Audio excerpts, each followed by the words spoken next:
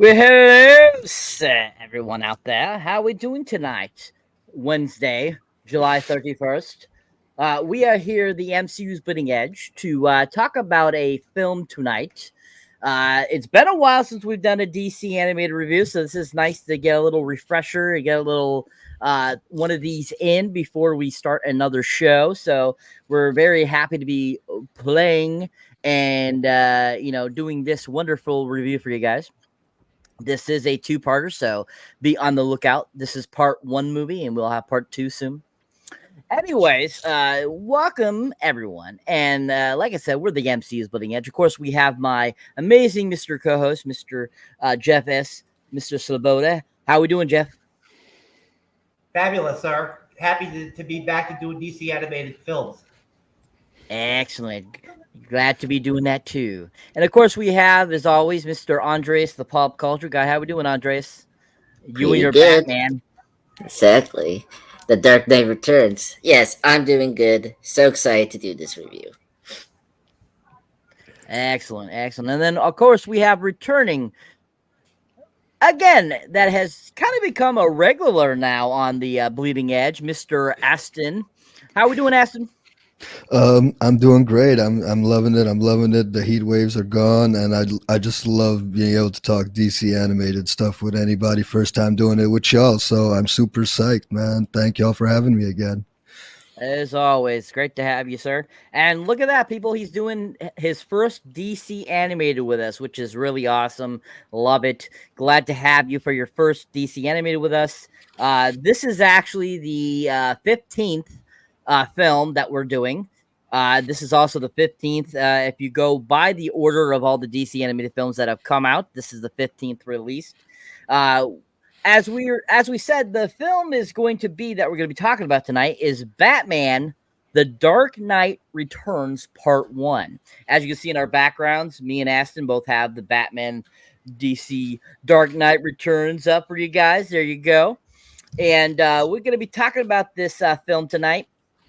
And this is a very gritty DC animated film. I feel this is probably one of the darker ones we've seen out of the 15 we've watched.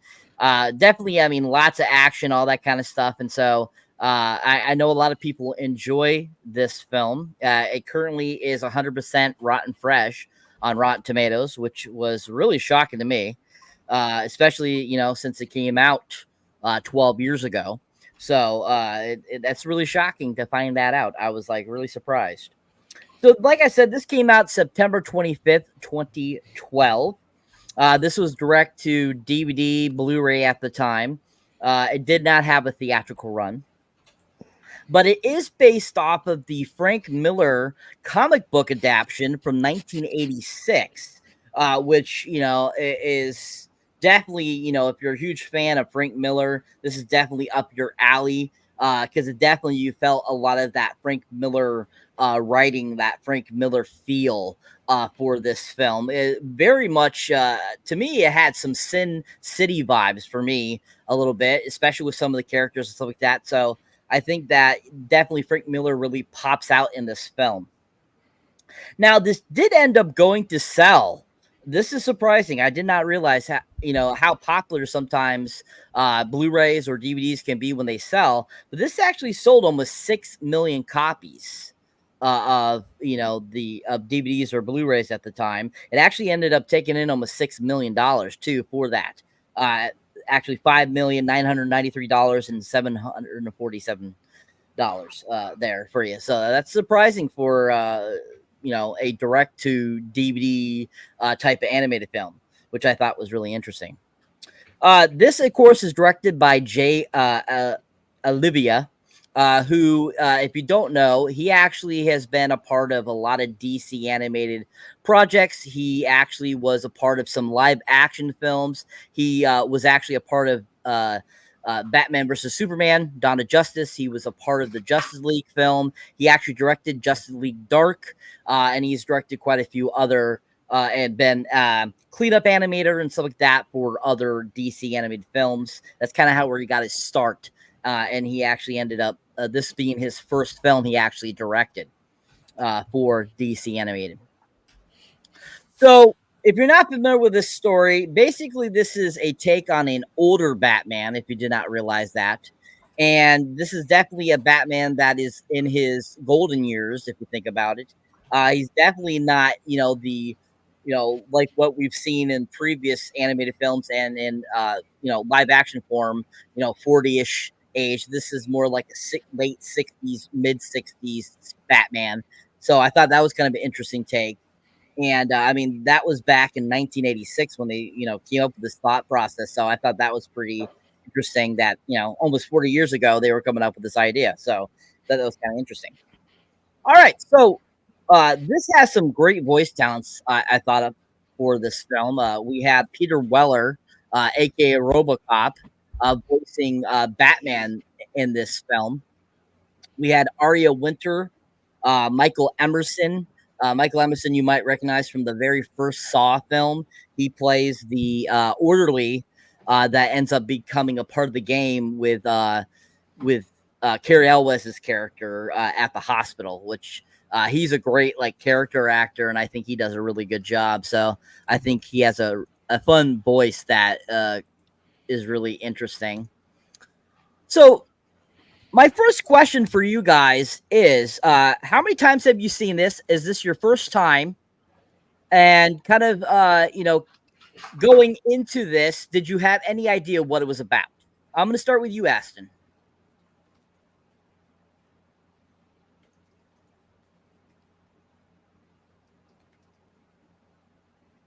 Aston. Hello. I don't think he can hear us. I think he's frozen. I think it looks like he's frozen. Oh, he's Iceman. He's Iceman. So I'll go over to you, Andres. He looks very natural, though. He does. Yeah. It totally looked like he's still there. Wait, he's moving now. He's on ice, man. You're muted. You're muted. You're muted. Sorry, guys, I don't know what happened. It just the browser. You froze, Brad. You froze. You became Iceman. My bad, guys, for real, man. Damn, sorry for that. Sorry. It happens. Anyways, so asking you again, Aston, since you're back, is this your first time seeing the film? Have you seen it before? You had any idea what this was about? Yeah, I actually read the graphic novel way back, maybe like junior high. Actually, no, probably seventh, eighth grade. Yeah, probably read it the first time there, and then watching this. This was my second viewing. Honestly, because I saw it when it came out on one of my homies had the DVD. I think it was actually the Blu-ray, but it don't make much of a difference when we're talking about animated stuff. Realistically, let's be honest, it's not. But yeah, I liked the art style. I felt it was cool, so I did not mind watching it a second time. So yeah, just the two for me. All right. And so you did have a little bit of knowledge of the comic going into it. So that's awesome. That's great to know. Excellent. Mr. Andres, same question, Yes. sir. Yes. So yeah, this is my first time seeing the movie, but I was very familiar with the story already. This story has been referenced and adapted to different Batman mediums, if you've seen them. My first time seeing a piece of The Dark Knight Returns was again a cartoon show that I grew up watching, and they did that like a vignette, like a Twilight Zone kind of episode of Batman. So I was very familiar with the story before I saw this movie. It's so iconic, and every filmmaker and person that loves Batman, they always look at this graphic novel as an influence for this version of Batman or not. All right. Mr. Jeff, same question, sir. My first time watch was today, so I really didn't have any. I had no foresight as to what the film was about or anything like that. I just knew the title of it, and I went in and watched it cold. So since there's no connective tissue really in these films, to really, set anything up from film to film. I really had no anticipation or anything like that regarding the film. I I only knew that it was set where he was the older style Batman, which I had forgotten was something that Frank Miller did. I love the fact that they did that this is actually a take from Frank Miller. I didn't realize that until now. I didn't watch it and think to myself, oh, this is very Frank Miller-esque or anything like that. I didn't get that vibe. But I guess looking back, I can kind of see the elements of it. Then again, I really didn't read the Frank Miller run of Batman. I was more of a Frank Miller Daredevil guy. So I don't really have that background with Frank Miller, unfortunately. And I didn't watch the animated series that was based off of, that same character, the older Batman, I believe, right? Isn't that what that other Batman show is about? What show? Didn't they do Which one are we talking about? Didn't they do a Batman Dark Knight series? Oh, there's it's not like Dark Knight Returns, but it's similar. It's Batman Beyond. Yeah, where we have Beyond. There's an older Batman, but he Bruce wasn't the Batman. There's a kid that takes over his role as Batman. That's Terry Drake. Was it Tim Drake or is that Robin? Man, I'm getting it confused. Tim Drake is Robin. It's Terry. Terry is the Batman. I got you. So I mean, other than that, I'm not sure. I can't remember what else you added to your question, Simon. But that's pretty much all I really had. I really liked the film. Yes, I enjoyed it. Excellent. Nope, you answered the question, sir. There was nothing else to it. Fantastic job, sir. Great job. Everyone gets 10 million points for this question. Great job, everyone. I myself, this is, I believe, my second time watching it. I actually watched this probably back in 2017, 2018, when I first really started getting into DC animated films. And I really didn't remember it much. I knew there was parts that I was like, oh, okay, I kind of remember that. And so it was kind of rewatching it for the first time was kind of like the first time again for me. But yeah, I get where all the hoopla is. And I definitely had no knowledge of the Frank Miller run of Batman. I kind of had heard about it, but I never read the comics myself. I never really got huge into comics, unfortunately, just because it was so expensive for me. And I just, I didn't really know very many people that were into comics. So I was more of a movie guy. So that tend to be more of where I learned that kind of stuff. So, so yeah, excellent. All right. So basically, the film is pretty basic. It starts off. It's been 10 years since Batman put up his, Batman persona. He hadn't, pretty much been Batman, because basically he ended up retiring because of his protege's death, Jason Todd. And this is supposed to be back in 1986 when the movie is supposed to be taking place, just like the comic. And he is basically, it starts off with him driving in some sort of race. And he's basically, running the car to its max. And the person that's trying to help him, guide him and stuff like that is basically telling him to stop, hold back, and they try to take over, and he busts the computer in it so that he can go on. And he ends up running it down, and he ends up flipping, and he ends up bailing, and he's fine. Nothing really, a lot of damage. So basically, we end up finding out that Gotham City is being overrun by crime and terrorized by a gang known as the Mutants. Apparently, Bruce is only 55 in this. For some reason, I was thought they were referring to him as being in the 60s. But yeah, he's only 55. And he's still maintaining a friendship with 70-year-old retiring police commissioner James Gordon, who knows Wayne was Batman. And unfortunately, you know, Bruce has lost touch with another protege, Mr. Dick Grayson, at the same time. You know, after they have kind of this like nice little get together, Bruce and James, you know, James keeps bringing up stuff about, you know, Batman, and you know, Bruce is kind of like, that's in the past, blah blah blah kind of deal. And we find out that, you know, Gordon is retiring as well after so many years in the police force as well, and they kind of part ways. And that's when we end up going to Arkham Asylum, and we find out that Joker has been catatonic since Wayne's retirement.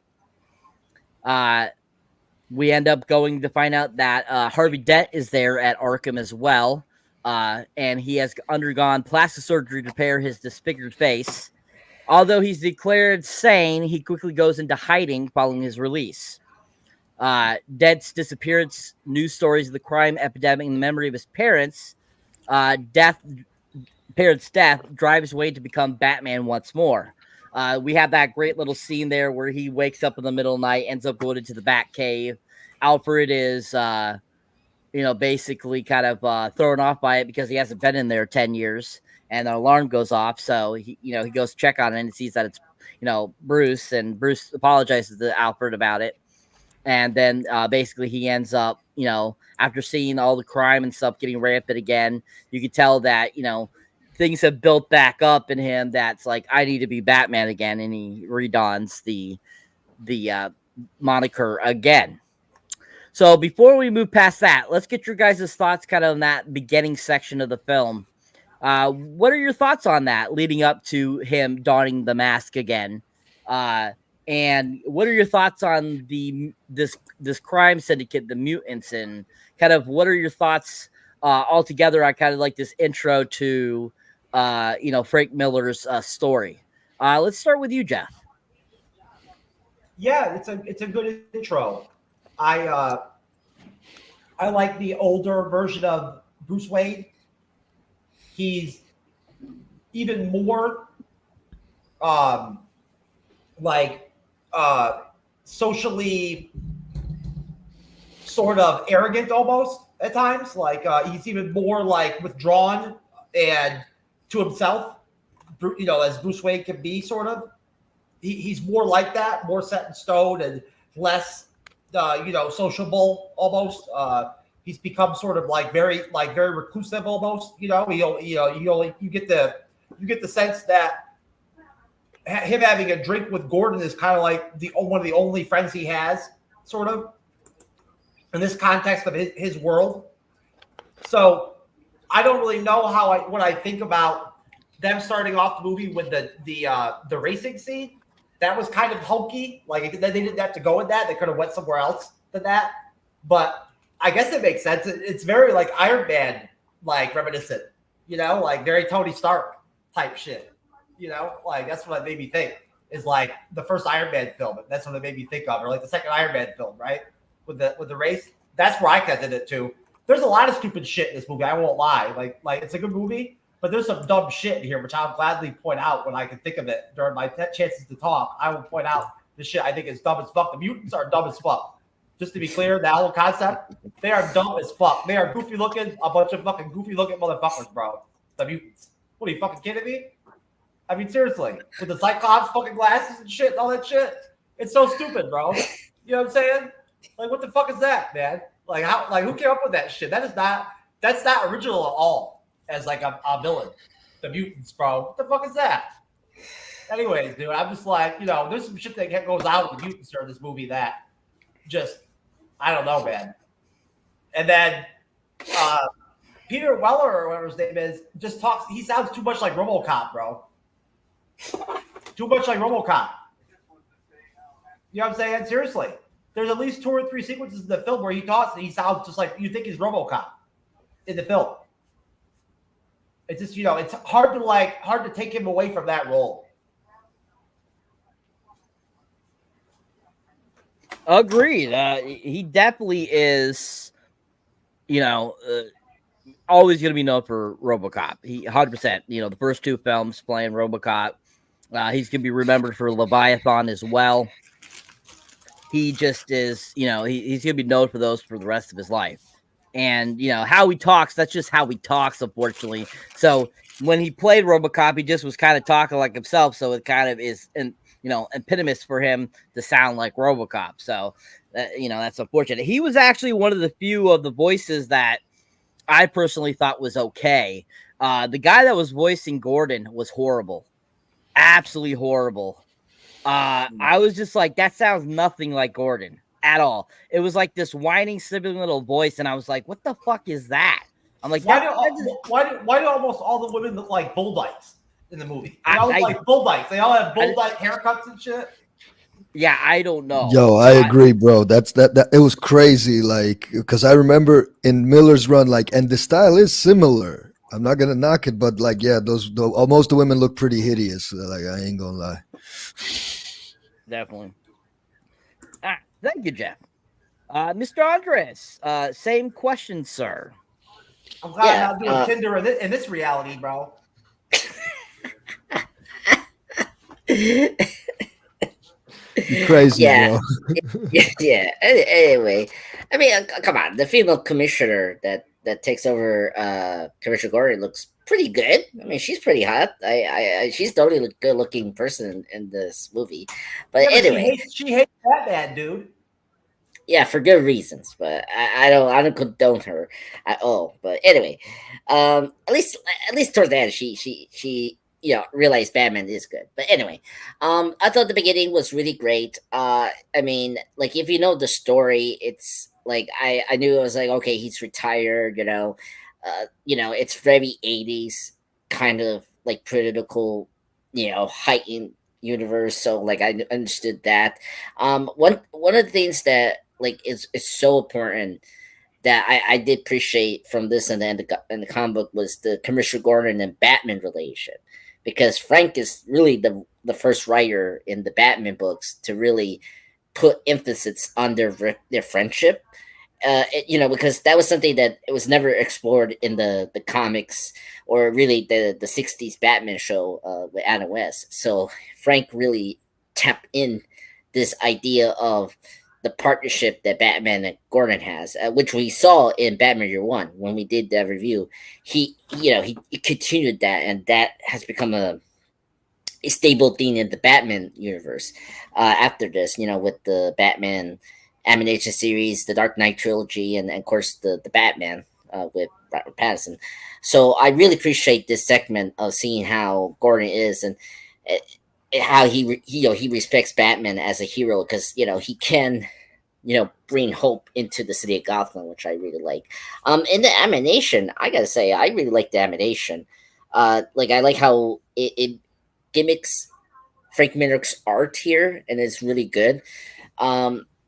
There's some goofy things like the opening, as Jeff said before. Like, it was very Iron Man 2. If you've seen the Marco race scene in Iron Man 2, where Iron Man versus the first time Whiplash. It was weird, but what was weird when he was racing? His, like, I don't know what you call it, like his race suit, like, looked exactly like a Batman suit. Like, his helmet had like pointy ears, and I was like, come on, dude, you don't want people to know you're Batman, right? Like, he's like all decked up as black, and then they played it on the fucking news. That scene was on the news too. Yeah. Yeah, like he got in that car so fast. He's like, "I'm out of here, bro." I was like, he was not in that car when it exploded. I was like, wow. So yeah, that opening was kind of weird. I don't know, is that from the graphic novel? But like, I that was a weird way to open that movie. But just wrapping up, the way he becomes, like, him coming back as Batman is really cool. Like, to see We didn't go that far. Saber, what's the end point, my sir? Saber, you're mute. I know. Sorry, I was trying to unmute myself. Yeah. I went to when he becomes Batman again. yeah. So Okay, my bad, Andres. yeah. Okay. No worries. No. Like the image of like seeing a family die, and the pearl, the pearls. It's like that's the thing that would like get him back to be Batman's, because like that's how his parents die, and like that's the whole reason he is Batman's, because like he doesn't want a family face the same trauma like he did. So seeing that image of the family, the two parents die, and then the pearls is like the final thing that trigger his return as Batman. That was all great, and very horror like too. Like that's the thing I like about that sequence, was like it was very horror, centric, and like just it was so like trauma, like very like moody, which I really like. So yeah, I really enjoyed the sequence. Just except for that whole race thing. So that's all I have to say. Excellent. Excellent. Thank you, sir. Mr. Aston, your thoughts, sir, on that beginning up to him becoming Batman again?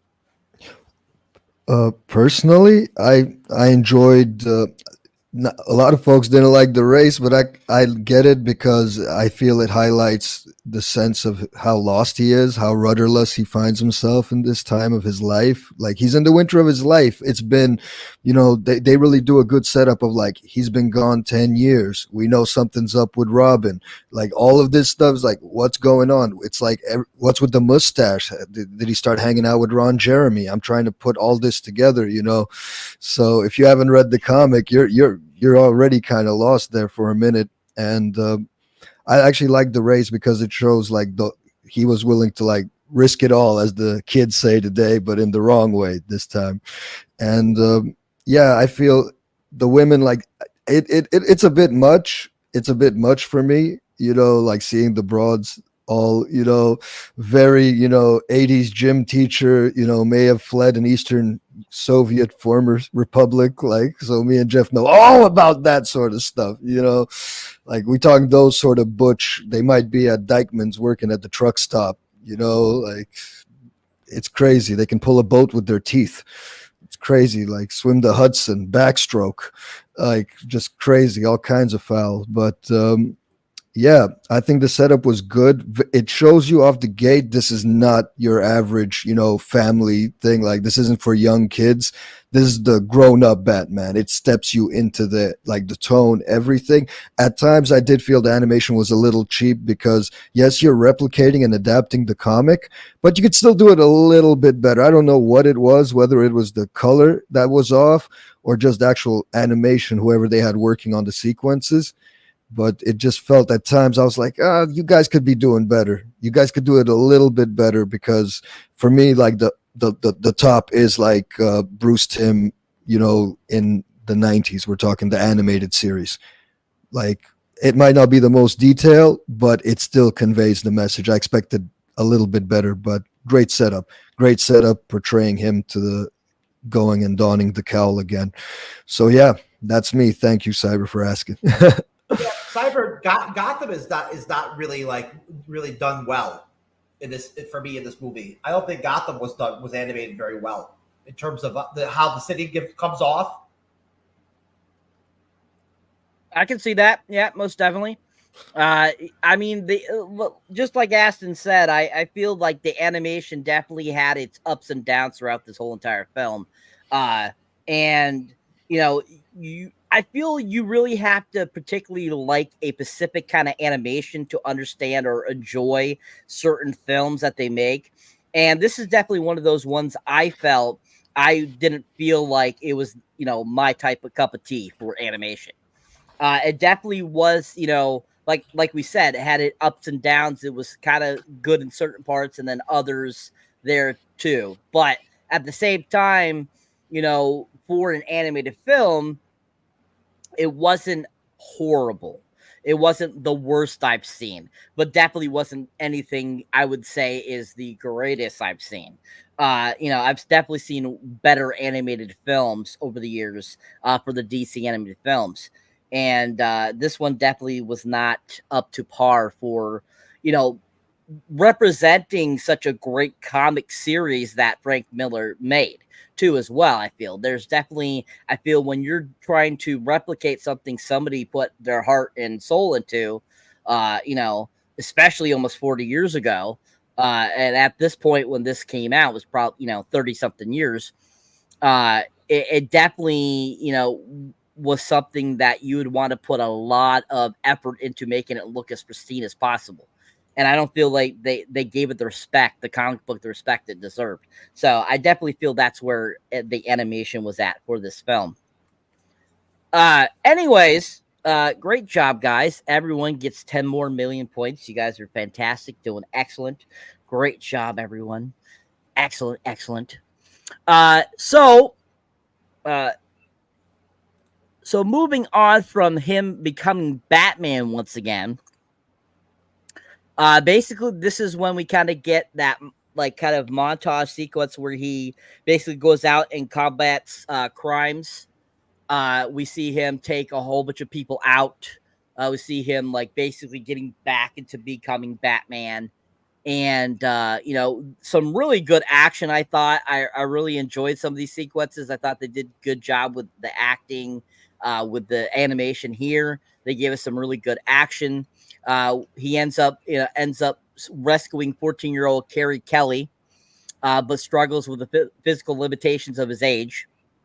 And, you know, basically we have him go out and we do all this stuff. And then we see him back the next day, you know, back home at his manor, and Alfred's having to like, you know, kink him out and everything because, you know, he's 55 and he's not, you know, 30 anymore or 40 anymore. So he's like, you know, having to get used to being Batman again, especially that it's been a decade. So, you know, it's kind of one of those things where you're like, you know, you kind of saw that coming, that he was going to have some of those kinks and stuff like that. Basically, we end up finding out that the public reaction to his return is divided, of course. Just like, you know, when he first came on the scene anyways, if you read in the comics or any of the movies or anything like that, there's always that divide between, you know, is he doing good or is he actually doing bad? You know, he's a vigilante, which is bad, but at the same time, he's taking care of the trash that's in the city. But, you know, all this stuff, it's very divided. So this is no surprise, I feel. We find out that dead psychologist Bartholomew Walper blames Batman for creating his own rogues gallery. Debt resurfaces finally, threatening to blow up a building unless he is paid a ransom. And when Debt returns, he all of a sudden looks like a mummy because his face is all wrapped up with gauze for some odd reason. You know, even though his face has been fully restored with the plastic surgery. And, you know, basically we end up getting that great sequence where Batman takes on Dent and his henchmen. And he ends up, you know, defeating Dent and his henchmen and learning that the bombs will explode if his ransom isn't paid. He realizes that Dent intends to kill himself because we get that scene where, you know, Dent takes off the bandages and, you know, basically is saying, everyone's still laughing at me. I know you're laughing at me, Batman, and stuff like that. And it's a kind of an interesting scene because you're kind of like, wow, this guy is not mentally fit. I don't know why they released him, but hey, it's you know, Dent. He should be good. He got a new face. And then we end up, you know, Batman ends up disabling the one bomb, and the others detonate harmlessly. Like I said, he defeats Dent, who reveals that he thinks the reconstructive surgery was botched as he considers his undamaged half as disfigured. You know, so that once again, that goes back to that scene there with him and saying that, you know, just get it out, Batman, laugh at me, because he still thinks his face is fucked up. And then we find out Kelley dresses as Robin and looks for Batman, who attacks a gathering of the mutants with a tank-like Batmobile and incapacitating most of them. And that was kind of an interesting Batmobile. I'd never seen a Batmobile look like that in any other DC animated or movie or anything like that. Even in the comics that I have read, I've never seen any Batmobile that looks like that. More similar to the Batmobile that's in, you know, of course, the Christian Bale Dark Knight series. I feel like I've seen in comics, I've seen similar to that, but definitely not a tank like this. And we end up, the mutant leader challenges Batman to a duel, and he accepts to prove that he can win. The mutant leader, who is in his prime, nearly kills Batman, but Kelley distracts him long enough for Batman to subdue him.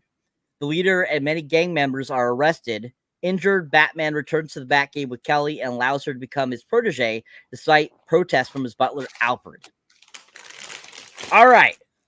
So before we go on past that, let's talk a little bit about this section of the film, the Harvey Dent sequence, the kind of the first outing of fighting the mutants, the Batmobile tank, the kind of the interesting take on this Kelley girl, her putting herself in the mix of this and becoming, Batman's protege, and getting to see the Batcave again and all that kind of stuff. Even after so many years, we get to see the Batcave again. So what are you guys' thoughts on that? This time I will start with Mr. Andres. Oh yeah, so I really like this section. It's so much fun.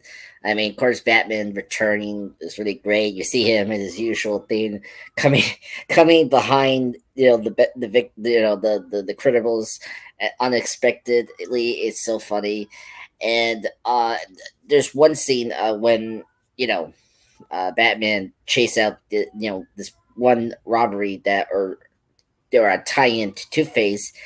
That scene is lifted from The Dark Knight Rises. You pay attention, the cops say, "Oh, kid, you get a little of this tonight." That's directly what Nolan took from the Dark Knight Rises. That older cop that's with the other cop. That's something that was taken from that scene right there. That was cool to see in animation. And yeah, and the Two-Face thing, like Frank Miller, like again, he did such a good job of understanding the Batman villains, and Two-Face during this time he was so great in the comic books in this time, so it was really great to see Two-Face in this story, and he gets who Two-Face is. Like he's such a damaged super villain, like he has two personality, so.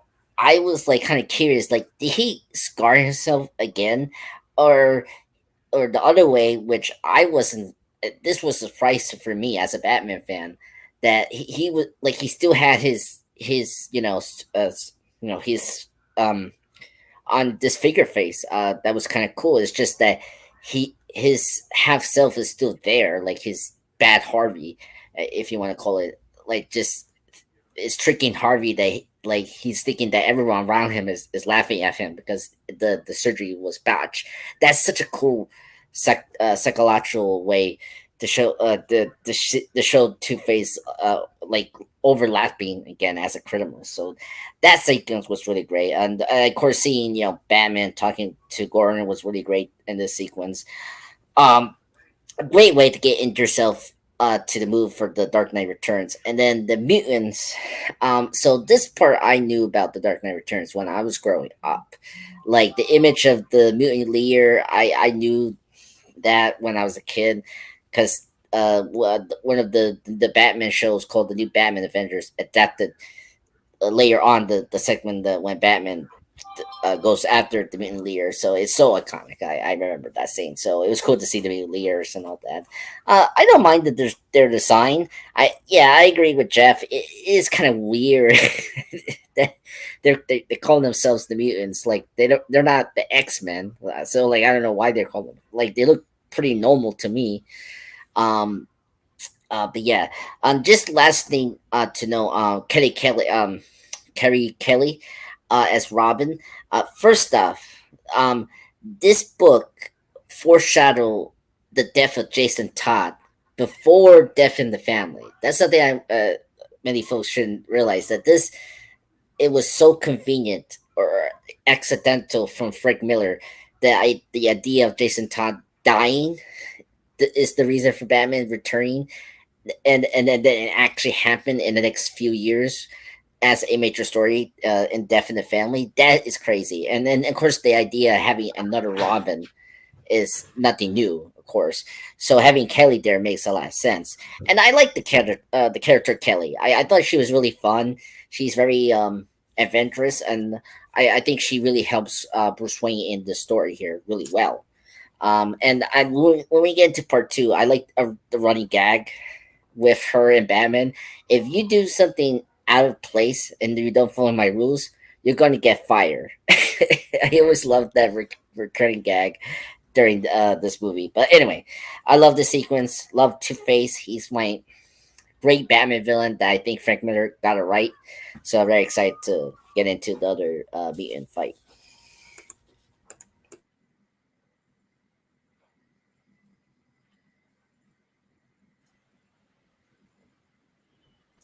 Okie dokie.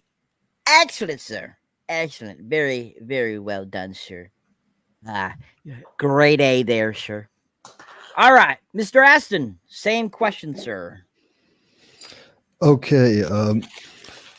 I felt that this part was very interesting because they kind of intertwine, like as we said, Reagan. This set in an era, the Cold War. People like if you look at it from that perspective, it makes it that much of a richer graphic novel because of what it was talking about in the era that it was talking about it. So, I give it a lot of credit. I really do give this movie a lot of credit because I had to condense, two books into one thing, and they did it right.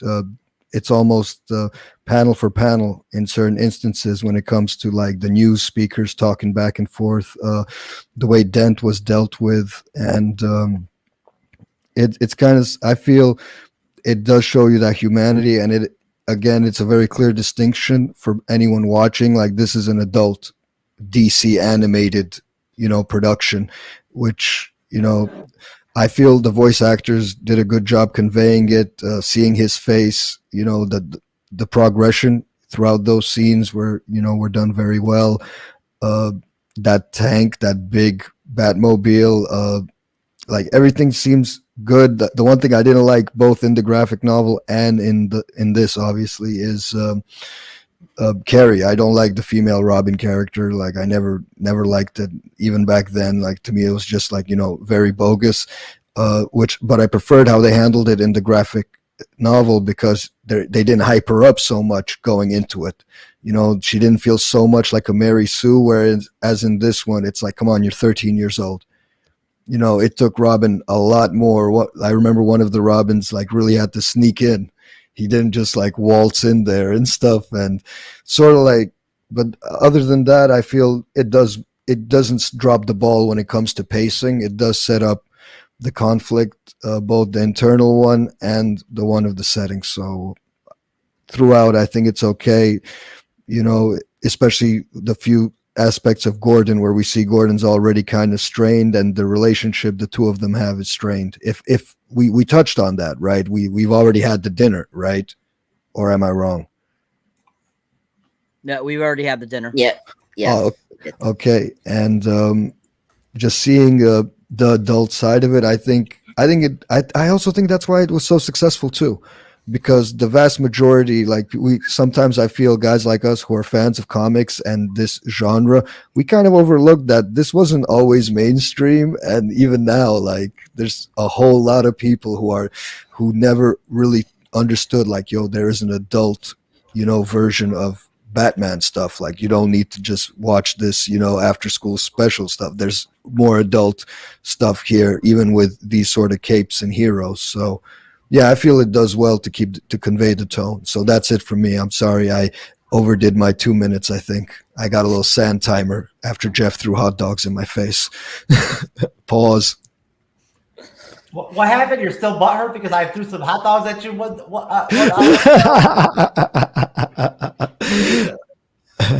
He throws hot dogs at everyone. What are you talking about? It's all good. It's all love, like a game of tennis. Shout out to Donna Vekic at the Olympics, kicking some ass. I'm sorry she had to knock out. Sometimes I do that shit for myself, like because I fuck up or whatever. I'll be like, what? I'll be like myself. So there you go. That's okay. Aston. Andreas has gone way over a lot longer than that, so you're all good. You're all good. He's doing a lot Yeah, better. it's very true. Yes, it's very true.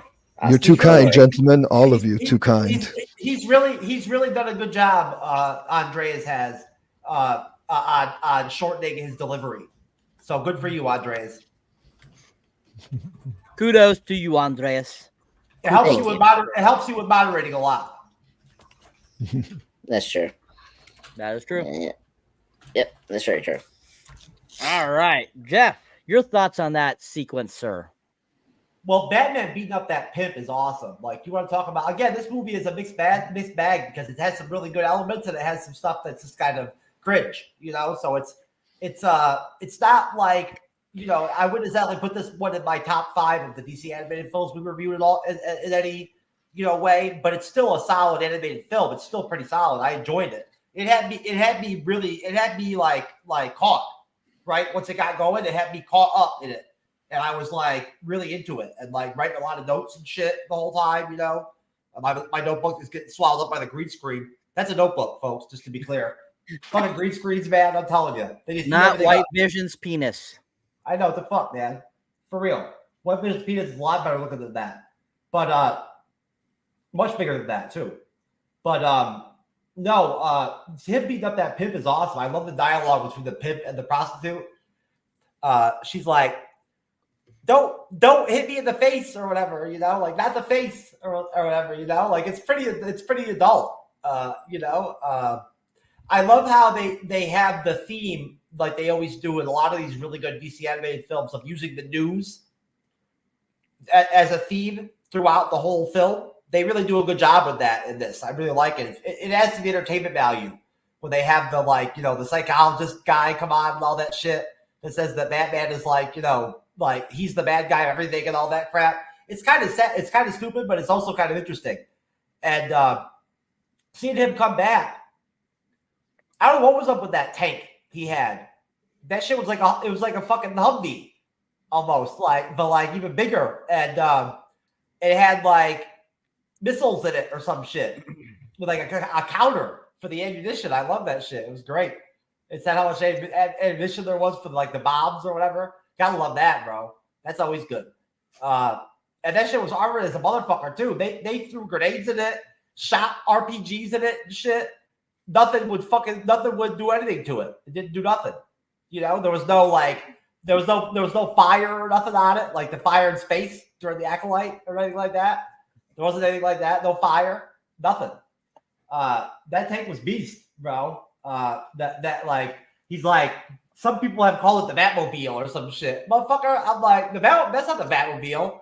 The Batmobile doesn't have like a missile launcher on it or whatever the fuck that thing is, that big gun he has. That shit is crazy. That cannon he has, that cannon launcher shit, that's dope as fuck. I'll tell you right now. Anything with a cannon launcher or whatever is fucking dope. It's awesome. I didn't realize he was using rubber bullets until was that leader actually a mutant? Was he like the one mutant out of all of them that actually was a mutant? And that's why he was so like swole, like Darth Swole. Yeah, that's what he is called, mutant. he was jacked, bro. That motherfucker was jacked. Those nipples was crazy though, bro. I know y'all saw those crazy nipples. They needed to, thank you for bringing up the nipples. He looked like he was in the Madonna and Vogue video or some shit. Yeah, like he was into something else. He had like, I was just imagining like ugh. Yeah, I was just kind of. He was hanging out with Madonna, bro. I was like thinking to myself, I'm like, dude, like who the hell replaces their nipples with spikes? I mean, this is just fucking weird. He was hanging out with people in the Vogue video, bro. The Vogue dimension. Apparently. He's like some weird daddy at one of those BDSM clubs, like. But then I just kept. He had mutant teeth and shit and all that stuff. So I think he was the one mutant. So at least there was one mutant, and he didn't have those stupid. He didn't have those stupid Cyclops glasses either. He was the one dude that decided not to wear those fucking things, like the other assholes. Sure. Yeah, they need to put that guy Antonio Guzman, you know, Cheech from Scarface. That guy, imagine him as the mutant. That would be gold. I would watch that, bro. At least add some humor to it, because this was just cringy and creepy. The nipples, man, too much, man. It was worse than the bat suit in Batman and Robin with Schwarzenegger. That's how cringe those nipples were. Please don't even read that. So obviously, everybody and their cousin knew. Dead people knew that Bull Dyke Robin was going to save Batman. Yo, Batman got fucked up, bro. That big mutant dude hit him with a fucking crowbar like 6-7 fucking times, dude. That's fucked up, bro. He fucked Batman up, bro. Like, for reals. He stomped the fuck out of him. Like, you should not be alive for that. You should not be living. Or whatever, like, after that beating he took. He got fucked up, bro. And, like, since when does anybody actually call Batman out to throw fists? The dude was like, I want to see you throw with your hands or whatever. Like, who the fuck says it's the Batman, bro? Fuck that shit. It's Batman, motherfucker. What are you fucking kidding me? Throw hands. That's all Batman does. He wakes up in the morning and throws hands at motherfuckers, bro. Come on now. Seriously. Motherfucker in his sleep eats motherfuckers up hand to hand. It's Batman. You're asking the wrong motherfucker to go hand to hand, bro. Seriously. So, like, of course, Robin had to save Batman's life and all that shit. Fuck you. That was fucking stupid, bro. I don't know what happened with that. Frank Miller would not have proved that, bro. And the whole deal with him, fucking, why did he just take that gum shit he had or whatever that he threw on that motherfucker's mouth that stopped him from breathing and knocked him out? Why didn't he just do that shit like 10 minutes ago? Motherfuckers got stopped. And then, like, what the fuck was going on with him? How did he, like, survive? How did Batman manage to fucking, like, heal his injuries by just walking around with his shirt off and shit and, like, walking it off? Motherfucker had internal bleeding and shit from the crowbar hits, bro. Internal bleeding and shit. And he just walks it off. Alfred's like, he's just going to walk it off in the cave or whatever. Some shit. He had to go to the hospital before, but now he's going to walk around with his shirt off and go talk to some bat god or some shit or whatever that's in the black. I don't know what the fuck was going on with that shit. The bat god. That shit was crazy, bro. I'm telling you, bro. I'm surprised the bat god didn't have a pair of those fucking Cyclops glasses on. You know what I'm saying? Like the Cyclops glasses? I need a pair. Like, I'm telling you, dude. I mean, this 13-year-old broad who never was an acrobat, never took a day of martial arts, all of a sudden can... That's the thing. In that battle scene, in the fight scene, now she's evolved her fighting game to where she's actually stopping dudes. She started stopping dudes now. And she's carrying 180-pound dude. Like, how's she carrying him? It's only been like it's been less than 10 minutes since her first time like stopping a buggy or whatever, where she didn't even fight the dude. Now she just starts coming in and just swooping in and kicking dudes and shit, knocking them out. Right? Like, it was almost like Miss Marvel in the Marvels. How her hand-to-hand skills went from like fucking like, nothing to like Jean-Claude Van Damme and shit by the Marvels. It was similar to that. So I don't know what was up with that. I mean, honestly. And what was up with the Bull Dyke Robin getting into fucking Bruce Wayne's shit with his password? What was she? Is she a hacker too? Is that like, what, is she also a hacker? Is she like, can she do everything? How does she know his password like that? What the fuck was up with that, bro? Why did Alfred say something to her? Like, bro, get out of the fucking shit. She didn't hack. Like, she didn't hack. Like, she got stopped by Alfred. She knew the password. She logged right into his shit. Wait, Cyber, did she? No, not. I probably have to see it again.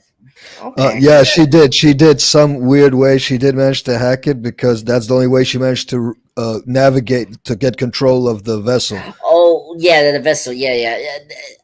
I agree with you, Jeff, because she did that with the chopper, and that was so weird, like how she controlled the chopper later in the film, but which we cannot get into. Anyways, weird. Thank you, Andreas. I appreciate it. Yes, so that's all I have, Cyber. I'm out. Yeah. Peace.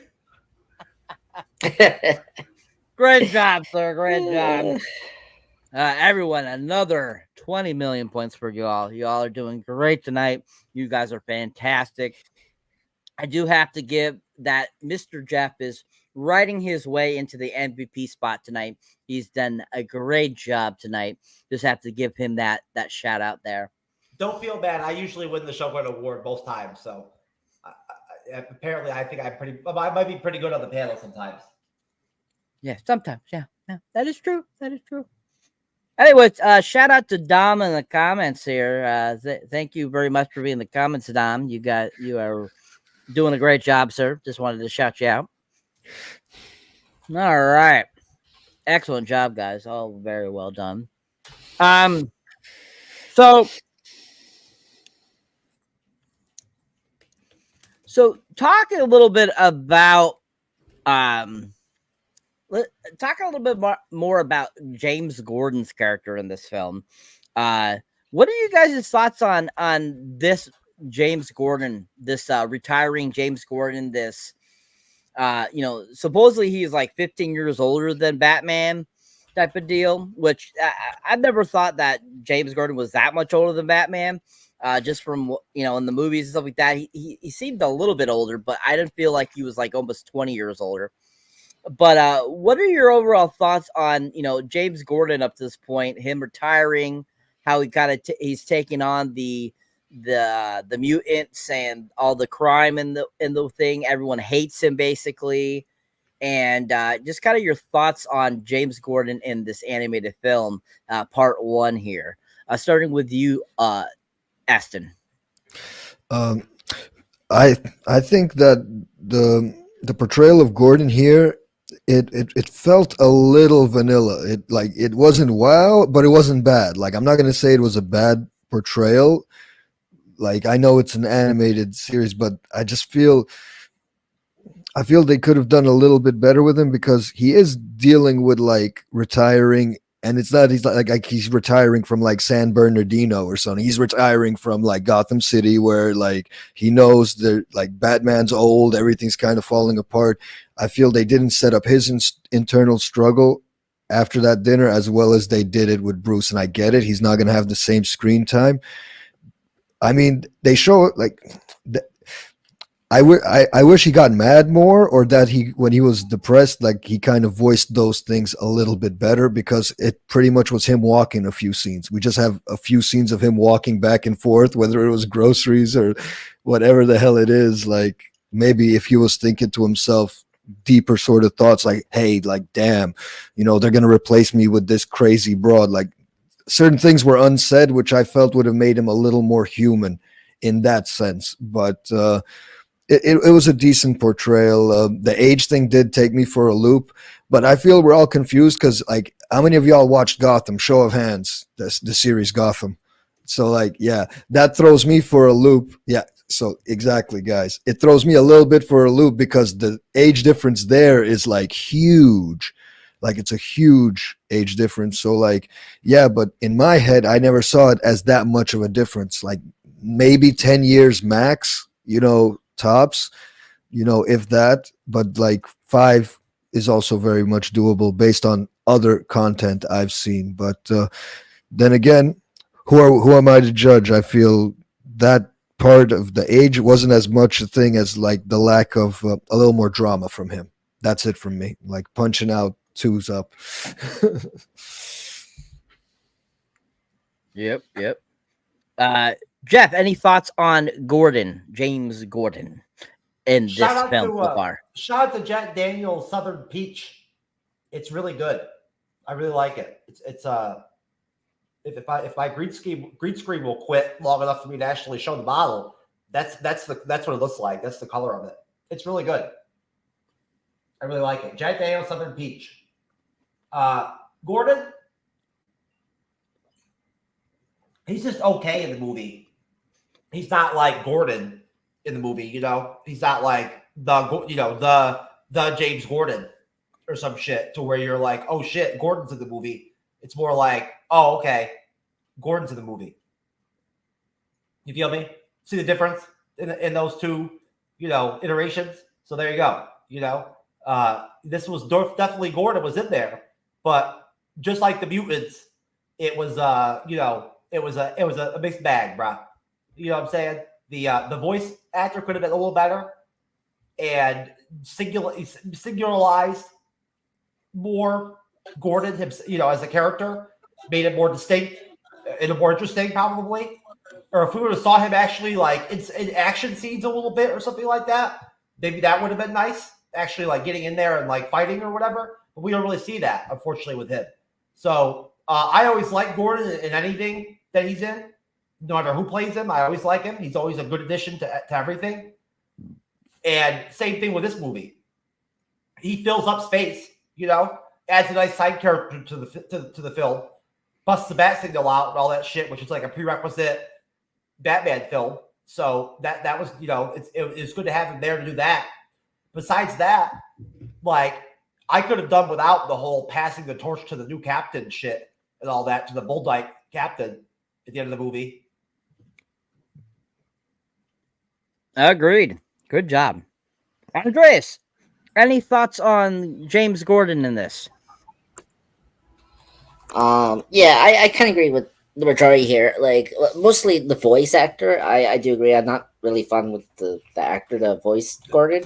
I mean, he's not as bad as maybe some of the other Gordons. Like I don't like the one in the Arkham game, the first one, Arkham Asylum video game. That one is really, really bad voice actor. But I mean, compared this to year one, yeah, his role is very different, but it does feel the importance about the themes and what's going on with Dark Knight Returns, especially for that commissioner, who doesn't get enough to do. It's She has to learn that Batman is a necessary tool to help Gotham to be safe, So that's why we still have Gordon here in this story, which is great. So and also I had to be biased too. Like, I mean, Frank Miller is the first writer to like give Gordon some like something to do and like be important into the story. So like at least this story starts that, and then after this we get better James Gordon stories. So that's my mind here. With James Gordon, but he's good. He's good in this story. It's not as good as Batman Year One. If you want that type of James Gordon. Excellent. Thank you, Andreas. Good job, everyone. 20 million more points for everyone. Great job. All right. So, moving on. All right. So, basically from there, we find out that Batman has Kelley disguise herself as a mutant so that she can lure the gang to a sewer outlet at the West River. At the Gotham City Police Department, the mutant leader murders the mayor during negotiations. Commissioner Gordon deliberately releases the leader, providing escape from the building, which leads to the sewer outlet. Before the amassed mutants, Batman fights the leader in a mud pit. The mud slows the leader, removing his physical advantage, and Batman overpowers him. Seeing their leader's defeat, the mutant divides into smaller gangs, with one becoming the Sons of Batman, a violent vigilante group, which was kind of hilarious at the end of this film. The guy has a Batman painted over his face and all this kind of crap. It's hilarious, I think. Totally like something that would happen in real life with somebody, being in love with somebody, they would do that and start their own like gang or whatever. Batman's victory becomes public, and the city inhabitants are inspired to stand up against crime. Gordon retires after meeting his anti-Batman successor, Alan Yindel. In Arkham, televised reports about Batman bring the Joker out of his catatonic state. Ooh, which will lead him to part 2, I feel.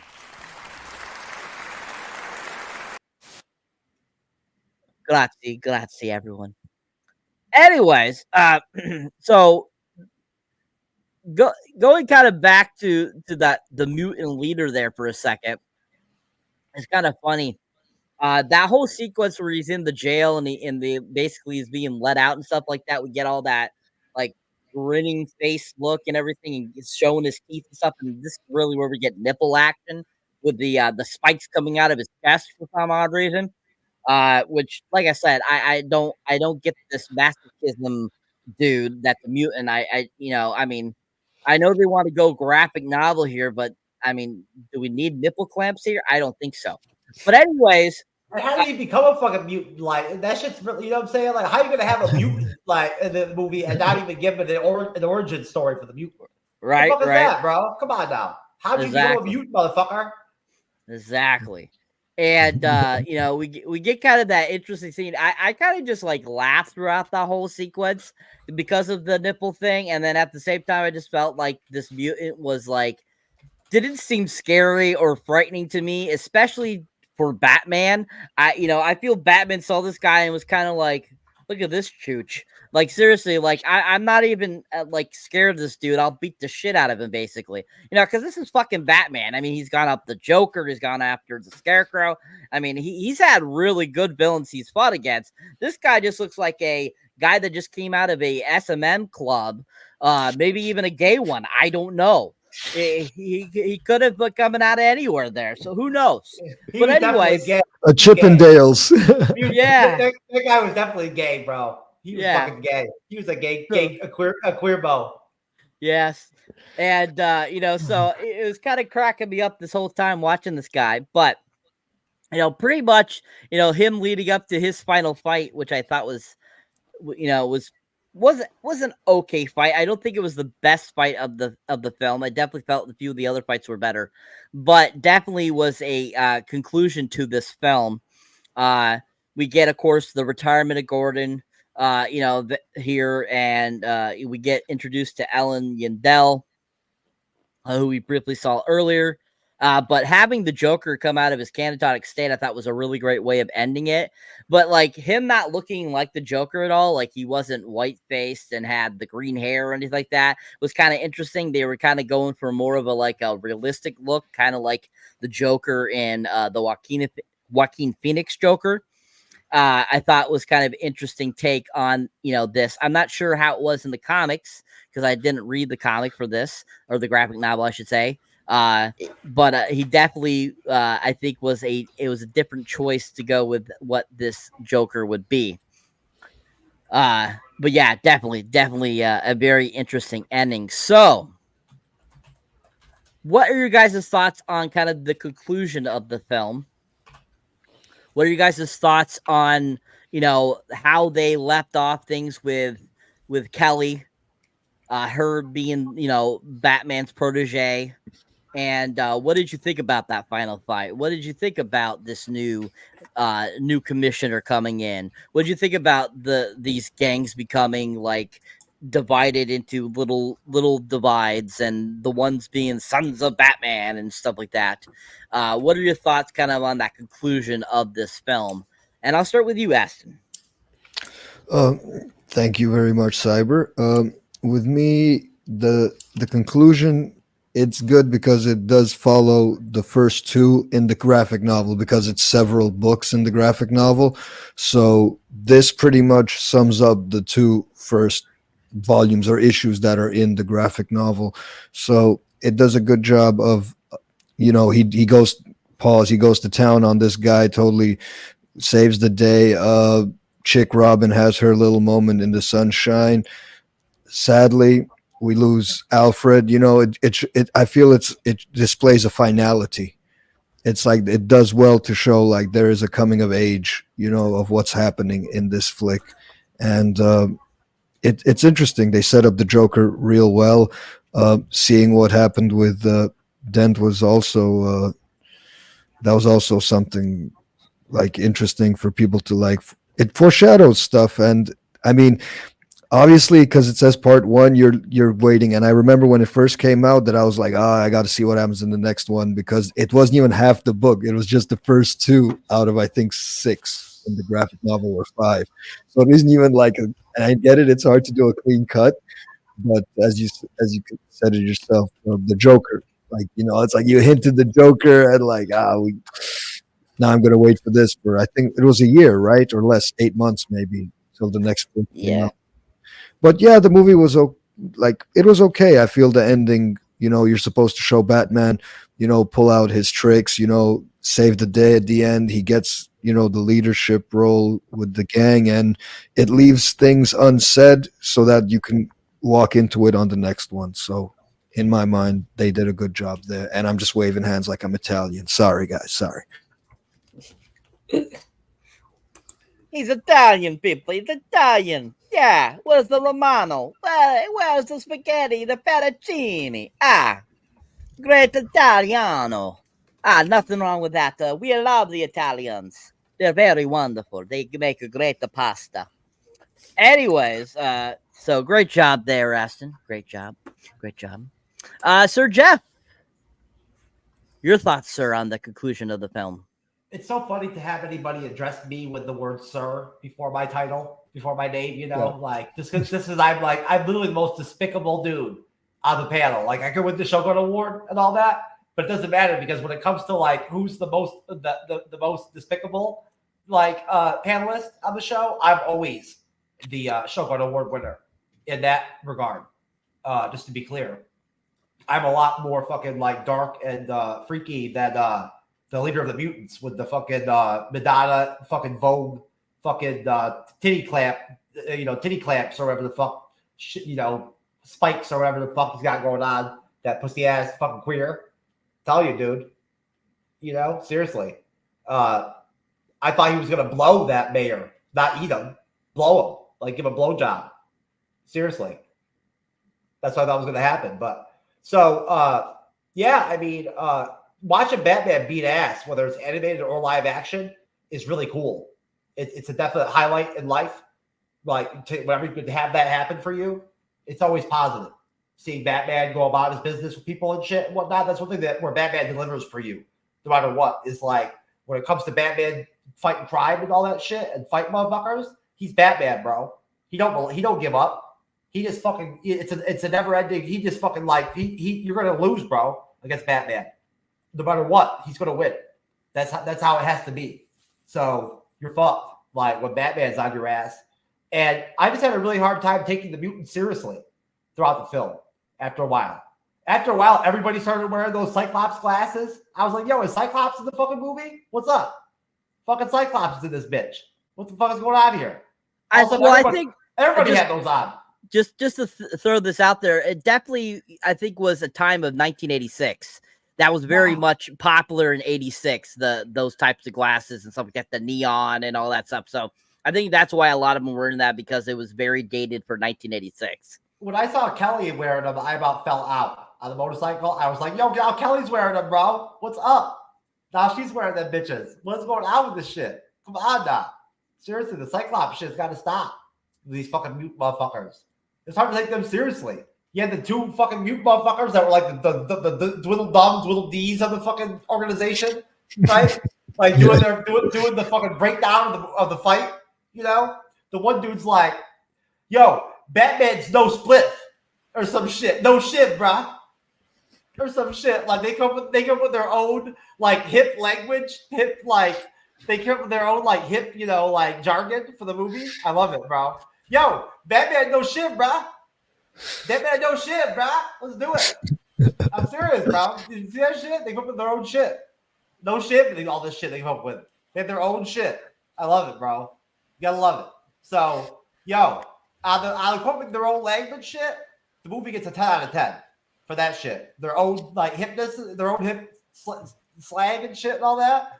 I love that shit. I'm gonna be saying no shim or whatever on shit all the time now, forever. I'm telling you. And the whole using Kelley to like spread the word out to the mutants for the meeting and all that shit was so stupid too. Like, what a stupid premise, bro. Like, that is dumb as fuck. Like, the mutants just look dumb at this point. And just because Batman beat the dude's ass, now dudes are tattooing Batman on their face and shit and whatever and whatnot and going out and fighting crime. Get out of here, bro. With your Batman facial tattoo and shit. Fuck that shit. That's not cool. Nobody would actually do that. How like anybody would actually take somebody seriously that had a fucking Batman tattooed on their face. Seriously. I'd be like, fuck you, bro. And that's all I got, bro. Let's do it. Pretty much. Great job, sir. Excellent. All right, Mr. Andres, your thoughts, sir, on the conclusion of the film? Yeah. I mean, the conclusion of the film is very good. This is the part that part where Batman's faced again the Mutant Leader is actually my first time seeing this story. Uh, as I brought up before, the new Batman Adventures adapted this into one of the episodes called "The Legends of Dark Knight." And this section, I was like, "Oh man, this is the Dark Knight Returns. It's so cool." And in that cartoon, the person that voiced Batman there was Michael Ironside from Total Recall. So I was like so shocked to see this sequence again, and like it just brought back some childhood memories, and I was like, oh my god, yeah, I remember this part, and it's fantastic. I mean, again, the fight scenes. I agree with some of you that yeah, the action here is not as good as some of the other ones in the film, but it's still very like very brutal still, and I think I really enjoy it. I like Peter Weller as Batman. I actually like him as Batman. I think he does a really good job of being Batman. I mean, he's an older Batman, so he's not gonna do the usual like Batman thing that we have seen with other Batman actors. So I appreciate his version of Batman is very different from the other Batmans we have so far. So I thought his performance here was really great, and just the way he speaks the lines from the Vic Miller run is really good, and it's like it sounds like Batman. Um, yeah, and of course, it was kind of convenient. I will say a nitpick. It was kind of convenient that the mutant leader, like how first off, how the hell he knew that like he's gonna escape and then ends up into the same place where Batman wants to fight. That is so convenient. That part I do agree with Jeff. How there are silly things in this movie, and that was so silly and convenient. I don't know. I don't know how they did that. So and yeah, and another thing, like Jeff brought up was like the newsreel that we had a couple here. I don't know if you guys pick up, but like this also influenced RoboCop. Like the new stuff here, like if you watch RoboCop again, they took a lot of things from the Dark Knight Returns from that into RoboCop here, and it's always funny to see those newsreel like being so satirical and satire, just like RoboCop. That's the point of Dark Knight Returns. It's saturating what was going on during the 1980s with the Cold War and all that, the Reagan era, which was so stupid during that time. But hey, that's what it was. Yeah, and then ending with the Joker, it was I mean, that's cool. I mean, we got teases, here and there in the film with the Joker, and like every time he hears Batman's name again, he started to like flinch, and then towards the end, he's like, "Oh, Batman, my darling," and he has his smile. I was like, "Yes." Oh, that was so cool and great way to end the movie. So overall, I like this third act. I mean, maybe not my favorite part of the film, but look, it delivers, and action packed and all that. So, I'm very excited to talk about part two. I think part two is much better. But hey, it's not there. Hey, Excellent. Gracias. Grazie. Yeah, yeah. Where's my meatballs? Come on. Mucho gracias, senor, senorita. Anyways, great job there, Andres. Once again, everyone, millions and millions of points. Y'all did a great job tonight. Yeah, everyone. Congratulations. Anyways, that's basically for me. The conclusion of the film. Like I said before, I thought that the fight wasn't as good as the previous fight. I definitely thought, the ending with Joker was, interesting, especially it makes you entices you to want to see part two. And it definitely wasn't the strongest ending to a DC animated film, but at the same time, I think overall it was an okay film. It was very middle class, I felt. It definitely still did not do justice to the comic, the graphic novel. So I definitely have to check out that graphic novel here eventually to see the differences between the two, just to kind of get an idea. But I think overall everyone did a great job tonight. Fantastic job, everyone. Everyone is a Shogun Award winner tonight. All three of you have won one. You guys always tonight. You all are great. So each one of you receives the Shogun Award. And just FYI, do not let it go to your head, everyone. It's a one-time deal type of thing, especially talking to Jeff. Anyways, all great job, guys. Excellent. That is the conclusion of this episode review of part 1 of Batman The Dark Knight Returns. So now we're going to go around and get our ratings, starting with you, Andres. What would you give this film? Oh, that's a good one. Let's see. Part 1. Yeah, no, I'll give part 1 8 out of 10. I think it's a good film. Yeah, it's a good adaptation to the comic book, I would say. The little that I've seen and read, so I think this was a great adaptation. It captures the feel of the Frank Miller book very well, and I think that the animation is in high quality, which is good.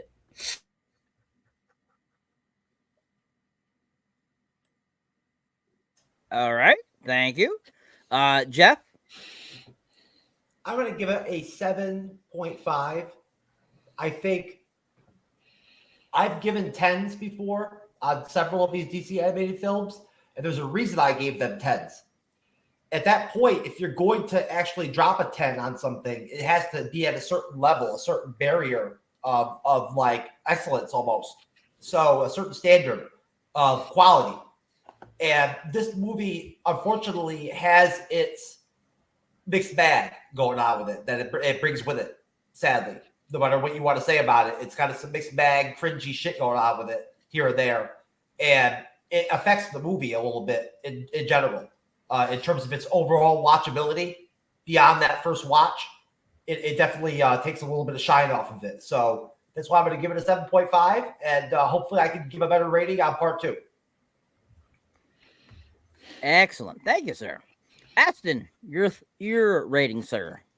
Thank you very much, Cyber.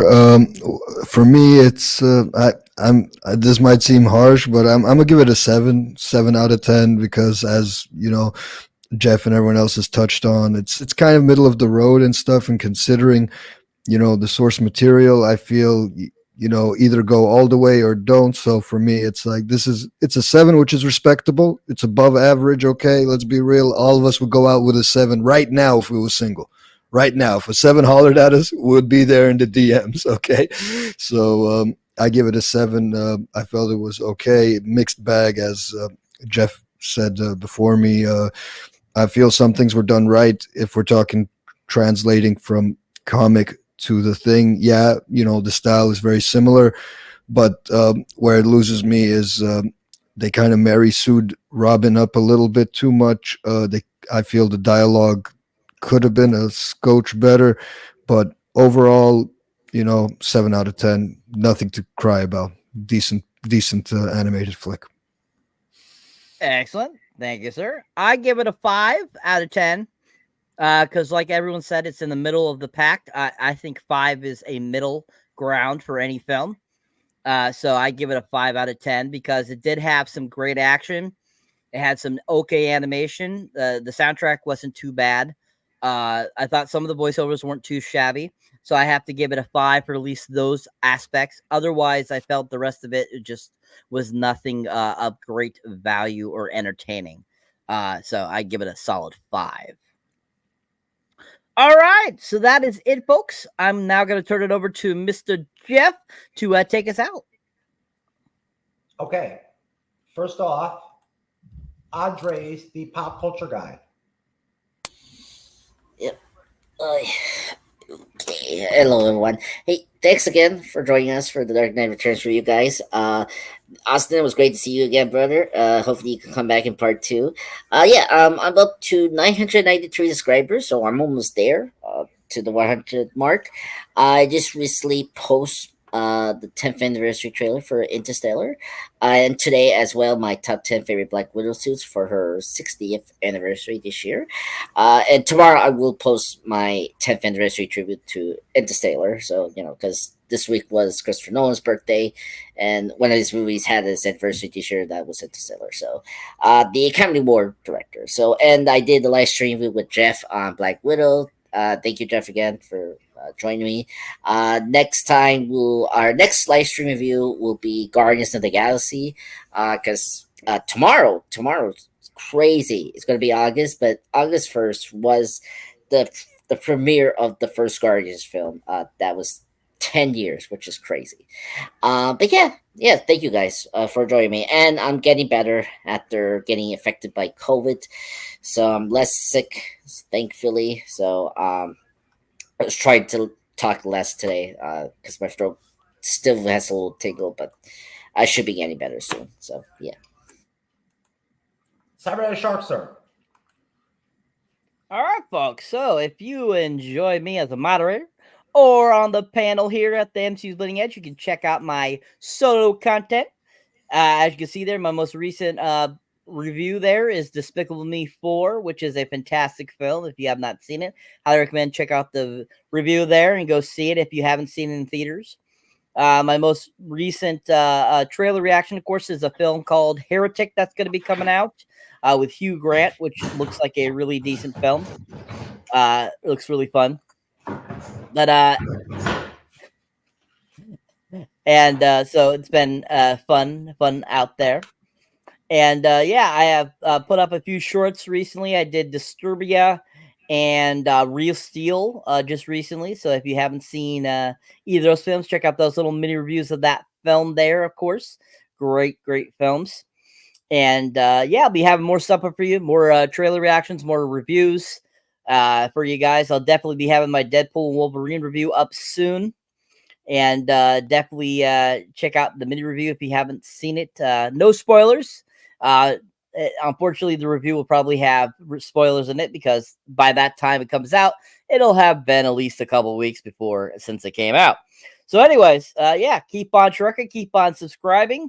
I'm up to 1,130, and you guys are rocking it. So thank you all, new and old subscribers, and let's keep on doing this. Aston, your website. Hey, thanks. I want to thank everyone on the panel. Great guys. Shout out to Andre. I hope your recovery goes even better and you get to still enjoy August and the summer. Yeah, for me, nothing much. Just check out my website, astonmike.com. Got a record coming out in September. Till then, I'm going to be putting like blogs and sharing stuff about stuff I'm going to be reviewing and what I'm going to be streaming game-wise. Again, super thanks to everyone here at the MCU's Bleeding Edge, making me feel welcome every time I show up. Definitely the coolest stream you could listen to any day of the week. So thanks, guys. It's been awesome. And if you want to hear a cool suave Slav talk great on R&B beats, man, that's me. Check it out, astonmike.com. Thanks. Shout out to Dom in the comments there. Glad you caught us again. Excellent. Thanks for being in the comments section, Dom. Yeah, we Thank you, appreciate Dom. it. Yeah. Definitely. We definitely appreciate it. And lastly, if I could pull it up, the MCU's Bleeding Edge for us this week, we're looking at Terminator 2 on Friday. 8/2, what? 8/1, I guess? 8/2, 24, 9:35 Eastern. Yep. We're busting off Terminator 2. We got a big panel. And we have House of the Dragon, episode 8, the finale. That's Monday. Yep. I'm moderating. We're doing it on our YouTube channel with Fantasy's Reality and Jermaine coming over with Chad over to our channel. And it's going to be the end of our interconnected series with Fantasy's Reality. So it's going to be great. It's going to be a good show. Hopefully, some of y'all that are checking us out tonight will come watch us on Monday and come watch us on Friday. And we love everybody that, out there that caught us on the live stream. We love everybody in general, but those of you that actually caught us live, we really appreciate you. And again, we appreciate everybody in the comment section. Thanks, Dom. And God bless everybody. Take care. We'll see you next time. Peace.